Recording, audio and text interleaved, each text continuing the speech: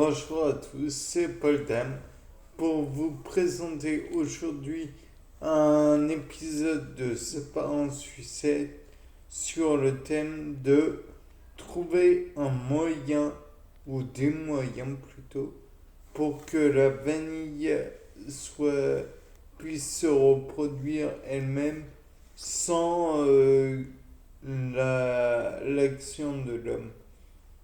À la base, la vanille, comme vous le savez déjà, je présume, est du genre ou famille, je ne sais plus, vanilla. Donc de là, on peut se dire, ouais, mais ça nous apporte rien. Oui. Mais elle a été emmenée un peu partout. Et le fait est que partout, elle ne peut pas se reproduire partout en fait. Parce que elle a besoin d'un insecte bien particulier pour se reproduire. Donc, Monsieur Edmond Albius a trouvé une parade à ce problème et depuis, il peut les faire se reproduire. Jusque-là, très bien. Mais le problème, c'est que l'homme, il n'est pas toujours là à essayer de, de, de manipuler le vivant, en fait. Le truc, c'est que la nature est très forte. Elle est bien plus puissante que l'homme. L'homme, il est là depuis quelques millions d'années. La nature, elle existe depuis des années et des années. Très largement avant, elle existait avant lui. Je sais que mes propos n'étaient pas clairs, mais le fait est que l'homme, par rapport à la nature, il n'est pas aussi puissant que ça. La nature survivra et que l'homme disparaîtra. Donc le fait est que on peut se demander comment est-ce que la vanille peut à nouveau utiliser un moyen, disons, vivant ou pas pour se reproduire. Donc il y a l'insecte qui va, comment dire, féconder l'ovule avec le stigmate ou avec le pollen présent sur le stigmate. Et puis il y a autre chose quand on y pense. Peut-être la vanille pourrait-elle se reproduire avec d'autres moyens. Par exemple, supposons qu'il y ait de l'eau qui tombe pile dans la fleur. Et la fleur, elle va mettre le pollen en suspension dans l'eau. Cette suspension de pollen va, comment dire, aller jusqu'à l'ovaire. Et là, elle va pouvoir éventuellement féconder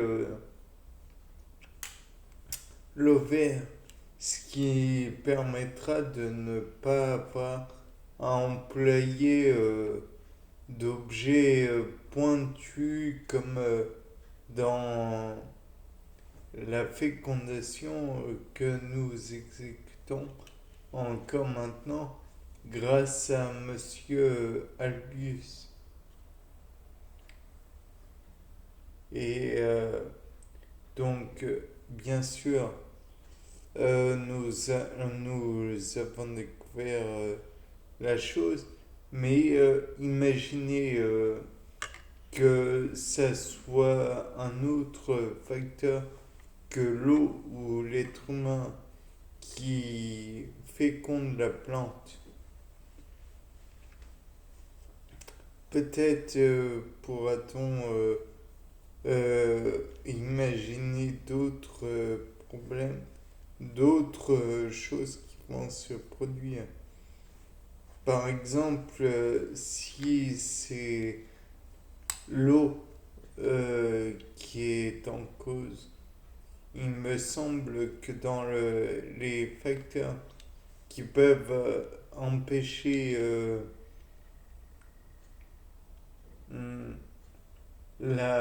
comment dire, la méiose qui va se produire euh, durant la fécondation. Attendez, c'est G1S, G2M, sachant que M est la mitose finale. G1, c'est...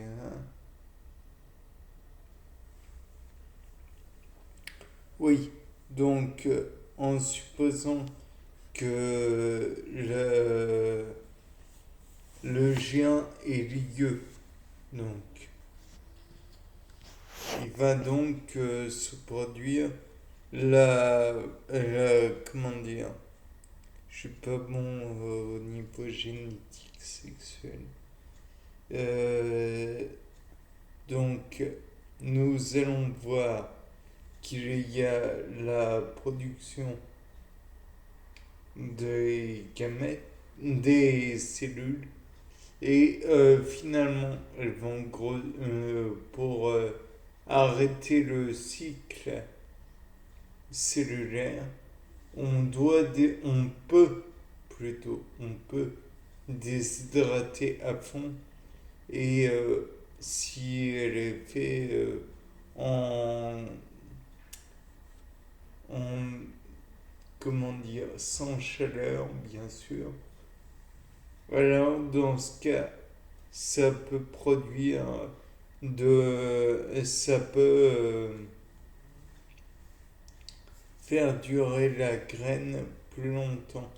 Néanmoins, le fait et arrêter le cycle cellulaire qui à terme doit donner un être vivant. Mais le truc, c'est que on cherche déjà à obtenir une graine. Donc, si on a obtenu l'ovocyte qui a été fécondé par le pollen, alors dans ce cas, on a déjà une base. On a pour l'instant, on a un dicarion. Par la suite, on va avoir des étapes de division cellulaire, mais pour ce faire, il faut d'abord qu'elle soit parfaitement hydratée. Or, le problème, c'est que si on déshydrate, on hydrate continuellement, alors la plante va faire son cycle cellulaire, va germer sans raison, vraiment sans être au bon endroit au bon moment, et finalement elle va finir par pourrir rapidement en n'ayant obtenu aucun substrat minéral ou substrat organique pour se développer. Et donc, à terme, c'est moins intéressant puisque la plante ne va pas croître assez pour faire des fleurs. Et déjà que la durée d'une fleur, donc le parent de la graine, est court, environ quelques heures, si je me rappelle bien, en début de journée ou un truc comme ça. Euh, Imaginez ce que ça va donner, quoi. Ça donnera une descendance qui n'aura aucune espérance de procréer.